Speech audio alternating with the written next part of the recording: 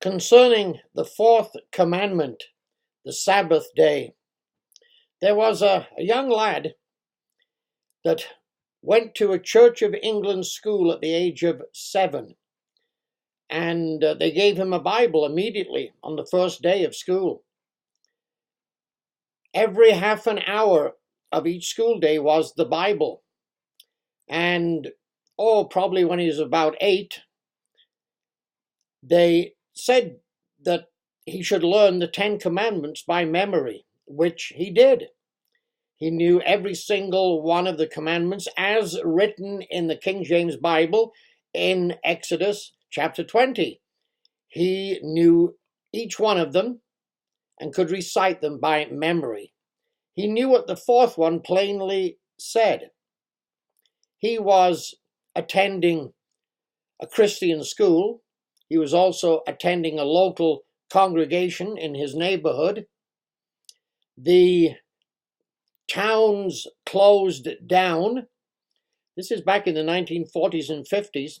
The towns closed down on the Sabbath day. Things just basically didn't function. The buses, transportation was only on a very skeleton system. But all of the downtown, the banks, the shops and everything, all closed down. There was no professional sports done on that day. And that day was Sunday. So this young lad, knowing what the fourth commandment said, believed that indeed Sunday was the seventh day of the week. And he believed that all of Christianity around him was indeed then keeping the fourth commandment, just as they should be keeping all of the other 9 commandments. He was in Sunday school one day, and he was about 10 years of age, and another one of his buddies said that his father had said that no, Sunday was not the seventh day, but the first day of the week. This young lad said, well, that's crazy. That just can't be. Your dad is wrong. It just can't possibly be. And he said, oh, yes, my dad, has told me that. And he says, oh, no, that can't be right. It just can't be right, because the fourth commandment says we are to keep holy the seventh day of the week. Well, this young lad remembers the look on the Sunday school teacher's face when he said that. And the Sunday school teacher immediately changed the subject and they got onto something else. And that young lad left that class and just put it behind him and went out and thought that dad was completely wrong, and that Sunday indeed was the seventh day of the week because Christianity was keeping it, and we are to keep the 10 Commandments of God. So he basically put all of that episode behind him. When he was 19 and he came to Canada, he had board and room with a Baptist couple. And one day the Baptist guy said, how about coming to our Baptist church? And the young fella then at 19 said, oh, okay, sounds good to me. And he went, and it was maybe 6 months later, and the subject came up with his landlord about the Sabbath. And the landlord said, well, Sunday is not the seventh day of the week, Sunday is the first day of the week. Well, this young man then just was absolutely dazed, absolutely, completely dazed. He went down to the local library and picked up a book called Christian Feasts and Customs by a Catholic bishop. And sure enough, on his chapter on the Sabbath, this Catholic bishop said, you can look everywhere in the Bible and you will never find that Sunday was ever made a holy day, that it was never sanctified, and that the only weekly day that was ever made holy and sanctified in the Bible is the seventh day of the week, and Sunday is the first day of the week. But we, the Catholic Church, have the power and the authority to change that day.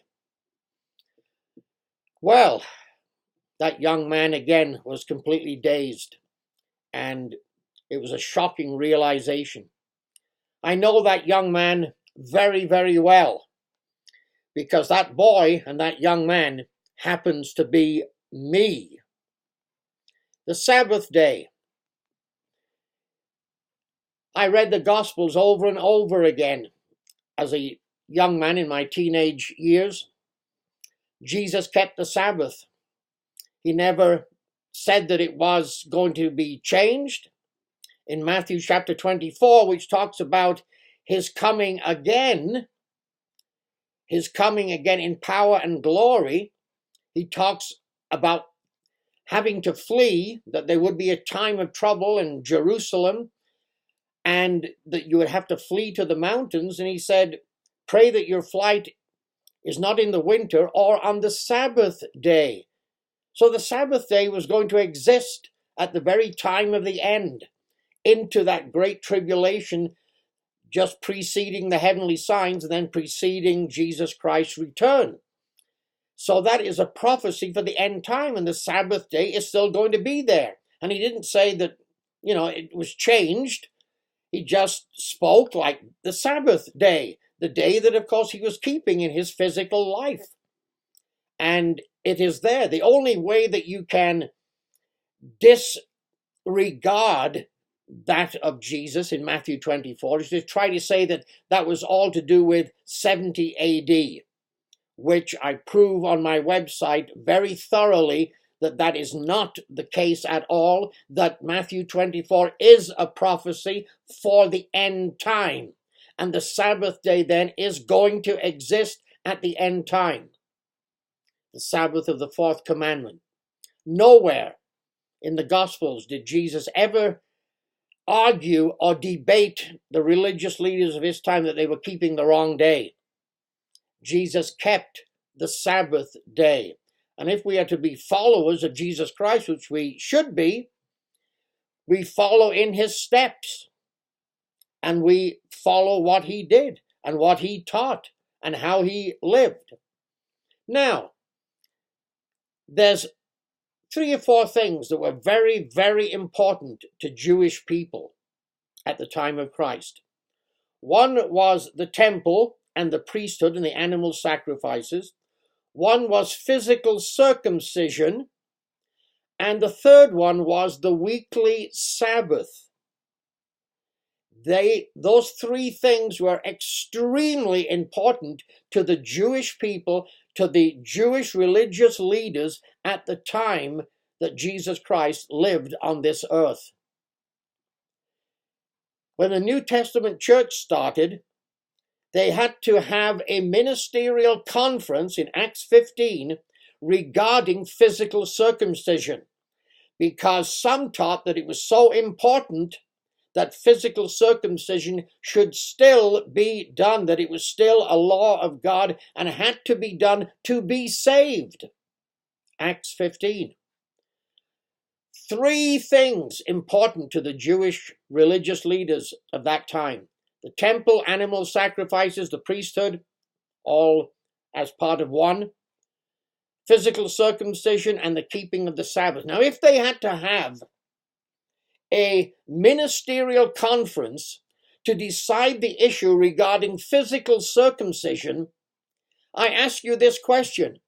If there was any question in the New Testament church that the Sabbath day was going to be changed from the 7th day of the week to the 1st day of the week, you can bet your bottom dollar, as they say, that there would have been a ministerial conference regarding that change. And there never was. You can read the whole New Testament. Never will you find that Sunday is made a holy day, that Sunday is sanctified, that Sunday took the place of the 7th day Sabbath of the 4th commandment. You cannot find it there in the New Testament. And if there was any kind of idea that the New Testament church was going to change the Sabbath from the 7th day to the 1st day of the week, you bet there would have been a ministerial conference regarding it, just like they had a ministerial conference regarding circumcision, physical circumcision, physical cutting of the flesh that some taught still had to be done in order to be saved. So indeed, if there was any kind of question regarding the change of the weekly Sabbath from the seventh day to the first day, there would have been a ministerial conference. And there never was, because it never was changed. Now, the writings of Paul, some have used. Some have used to say that Paul in Colossians 2:16 does away with the Sabbath. Yes, they have. I've read the literature, and they used Colossians 2:16 to say the Sabbath is done away with. Then, on the other hand, they've used Paul in Romans 14 to say that you can pick whichever day of the week you want to keep. Now, this is Paul saying two things.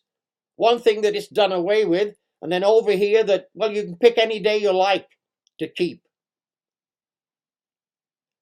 Does Paul contradict himself?